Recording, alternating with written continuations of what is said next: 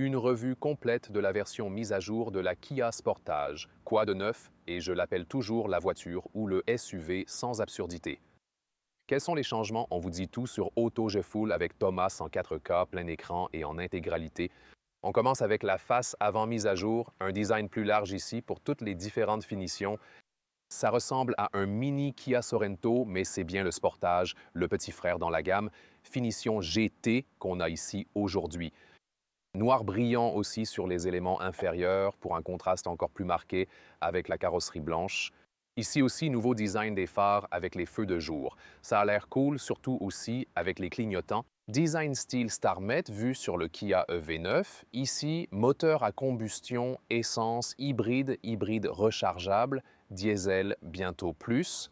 Jantes de 17 à 19 pouces. Ici, 19 pouces, les plus grandes disponibles en GT Line. Style noir, éléments brillants, moderne, 4,55 m, segment compact, feu arrière contemporain, visuellement réussi. Votre avis?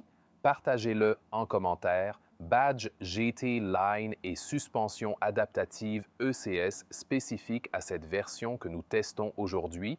Une touche sportive et technologique qui se distingue clairement dans ce segment avec un design qui marque les esprits. En mode sport, la suspension devient également un peu plus ferme et rigide. Sous le capot, on retrouve le moteur 1,6 litres 4 cylindres turbo. La version essence standard est la plus vendue ici. 150 chevaux en traction, 180 en intégrale. Ici couplé à une DCT, boîte auto à double embrayage. Celui-ci a également bénéficié d'une légère augmentation de puissance en transmission intégrale. Ensuite, il y a un hybride intégré qui bénéficie également d'une augmentation de puissance et un hybride rechargeable est aussi prévu, accompagné d'un turbo-diesel 1,6 litres. Les chiffres détaillés sont disponibles dans un commentaire séparé pour vous. À l'intérieur, on trouve une nouvelle clé avec une surface mate, très agréable au toucher. Le son de fermeture des portes est de bonne qualité. Et c'est également le cas pour l'arrière. Peut-être un peu comme le... Mais ces détails sont vraiment plutôt bien, donc rien à redire ici du tout. À l'intérieur des portes, c'est souple et bien structuré. La ligne GT propose un insert en microfibre ici.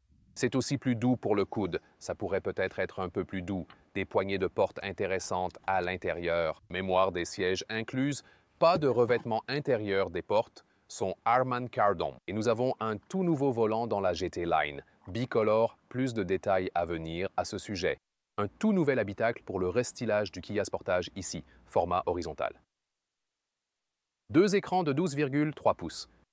Le tableau de bord ici n'est pas super doux, mais au moins il est structuré et avec moins de noir brillant. Tu as quelque chose ici, mais pas ici. Et ils ont aussi enlevé le noir brillant de la console centrale, ce qui a donné une structure différente ici. Au fait, ce petit détail ici, peut-être pas visible à la caméra, c'était l'autocollant pour les pneus hiver qui était placé ici avant. Des boutons pour la climatisation des sièges, le chauffage et le volant chauffant. Facile d'accès. J'adore ça. Et cette nouvelle clim ici te permet de personnaliser la bizone de manière très intuitive. Ou tu peux aussi l'utiliser pour des raccourcis personnalisés. Tu peux modifier ça. On l'a vu sur les derniers Kia électriques récents. Un peu plus épuré tout en gardant une interface physique bien présente et accessible. C'est plutôt cool. Utilise cette rotation.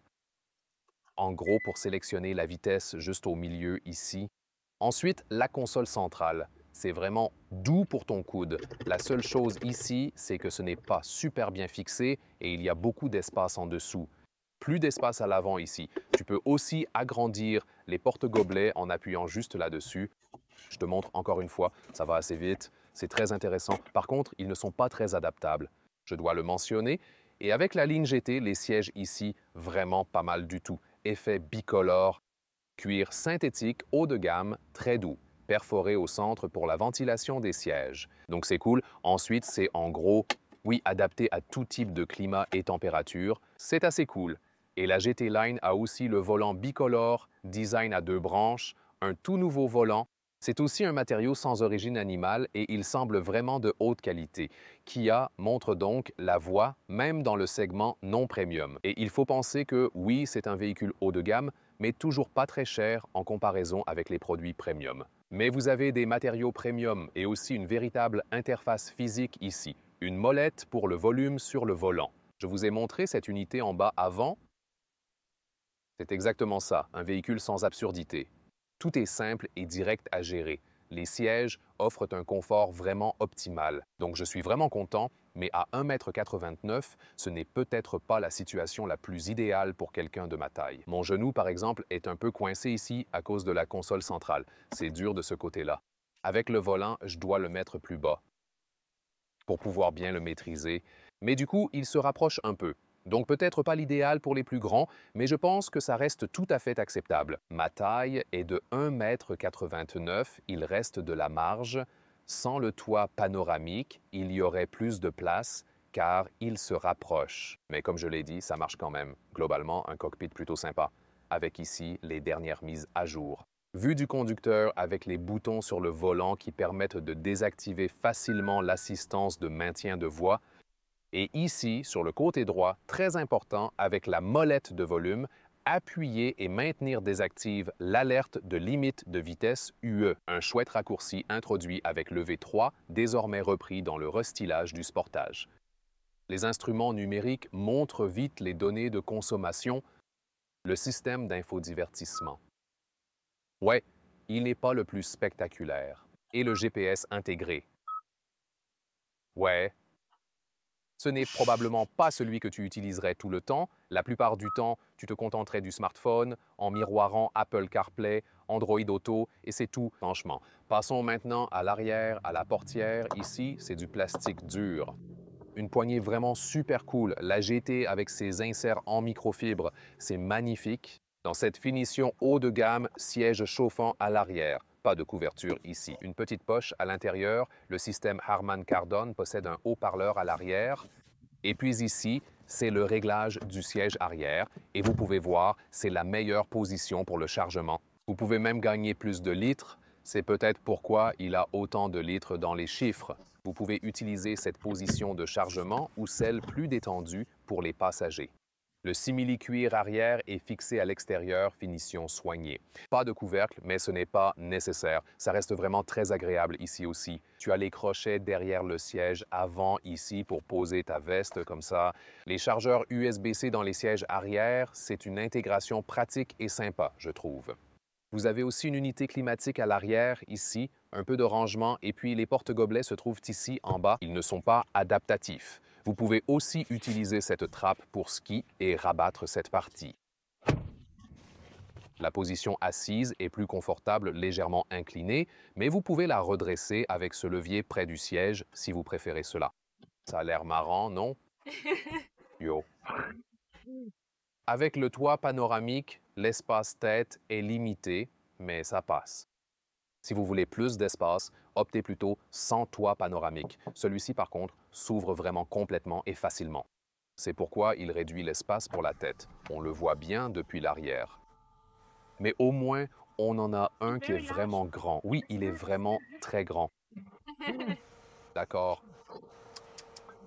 Ici, tu as aussi cette ombre à ta disposition. Les jours d'été vraiment très chauds, c'est pratique de l'utiliser. Alors oui, c'est bien. Au moins, si tu en veux un, tu en as toujours un de disponible. Pour l'espace pour les jambes ici, il en reste, même si on est dans le segment compact. Les grandes voitures ont souvent moins de place pour les jambes, donc globalement de très bons résultats pour les sièges arrière. Coffre, on a un haillon électrique, volume officiel, 590 litres. La valise se glisse dessous, pas de souci. 1 mètre ou 40 pouces entre les passages de roues. Un petit peu plus haut ici, la longueur ici est d'environ 34 pouces ou 86 cm. Et la hauteur est de 73 cm ou 29 pouces ici avec le moteur essence pure. Il y a de l'espace en dessous, des petites boîtes de rangement et un déverrouillage à distance ici. Ce n'est plus très répandu. Regardez ça, ils se plient très vite et s'aplatissent complètement. Les transitions sont vraiment bien faites, c'est plutôt cool. La longueur jusqu'au siège devant nous fait 67 pouces ou 1,70 m. On part avec le Kia Sportage restylé en GT Line, jante de 19 pouces. On a ici l'ESC, la suspension à contrôle électronique, transmission intégrale avec 180 chevaux pour ce 1,6 turbo. Moteur essence et nous testons la conduite en ville. Nous allons rouler sur l'autoroute allemande après. Petite remarque, on a trouvé plein de belles choses avec ce véhicule. Vous pourriez vous demander pourquoi devrais-je payer un prix supplémentaire pour une allemande haut de gamme, par exemple? Il y a encore quelques petites différences. Par exemple, quand tu baisses la vitre. C'est comme un coup, ça tape dedans. Dans un SUV haut de gamme, la vitre s'ouvre et se ferme en toute fluidité et douceur. Peut-être tu t'en fiches, mais je voulais juste te faire remarquer certaines nuances subtiles là. Et roulons un peu en ville, la direction est vraiment très légère et hyper facile à manier. Clairement, elle manque de retour. Oh, l'accélérateur touchant le temps. Oui, je peux juste appuyer et maintenir et c'est parti. C'est tellement bien d'avoir ce nouveau raccourci. J'ai un verrouillage intégral ici, d'ailleurs, un bouton ici sur le côté droit. Oh, as-tu vu cette vieille 300 SL Cabriolet? Ici, sur le côté gauche, je peux gérer les différents modes. Sport, éco, normal. Oui, la couleur change en rouge. Sens-tu déjà une différence dans la suspension? Ici, ça devrait être un peu plus rude, plus sportif, clairement. Oui, mais commençons en mode normal. On passera en sport sur l'autoroute très bientôt. Le changement de vitesse ici, c'est la DCT, la boîte à double embrayage, et c'est similaire à ce qu'on ressent sur d'autres véhicules avec une boîte à double embrayage. Je suis plus fan des boîtes automatiques à convertisseur parce qu'elles semblent un peu, tu sais, plus naturelles dans la transition des vitesses, mais ici, jusqu'à présent. Pas si notable, je dirais. Et quand on va ici un peu de slalom à gauche et à droite, on a une bonne sensation du véhicule. On sent qu'on conduit un SUV compact. Il n'est en fait pas trop grand. Et nous avons réglé la ventilation du siège au niveau 1 en réalité, et c'est déjà vraiment perceptible. On le sent bien quand on le met au niveau 3, c'est comme si on se faisait souffler de la chaise. Donc c'est vraiment une preuve ici. Ces sièges résistent vraiment aux journées de canicule. Donc la plupart du temps, le premier réglage suffit largement. Le moteur est parfois un peu trop bruyant, c'est sûr. Oui, la façon dont les vitesses sont passées et comment le régime change, ce n'est pas le plus fluide que nous ayons testé, mais dans l'ensemble, c'est vraiment correct. Nous vous donnerons plus tard un bilan complet de la consommation réelle. Nous roulons sur une route de campagne avant d'arriver à l'autoroute. On est à 70 km/h. L'isolation phonique fait du bon travail. Voyons comment ça sera plus tard, quand ça ira un peu plus vite sur l'autoroute. Et toujours intéressant, on peut facilement activer ici, par exemple, le régulateur de vitesse, même ici, sur la route de campagne, et activer ou désactiver ce maintien actif de la trajectoire. J'adore qu'il l'ait mis sur des boutons séparés car c'est tellement simple à faire. Cependant, il peut aussi y avoir une différence avec les véhicules premium où les systèmes d'assistance sont bons, corrects, mais pas ultra fluides. Ici, on remarque quelques ajustements au niveau de la direction. Mais pour le prix, c'est tout à fait correct. Il faut toujours y penser. La version haut de gamme ici coûte moins de 50 000 €, telle que nous la conduisons en ce moment.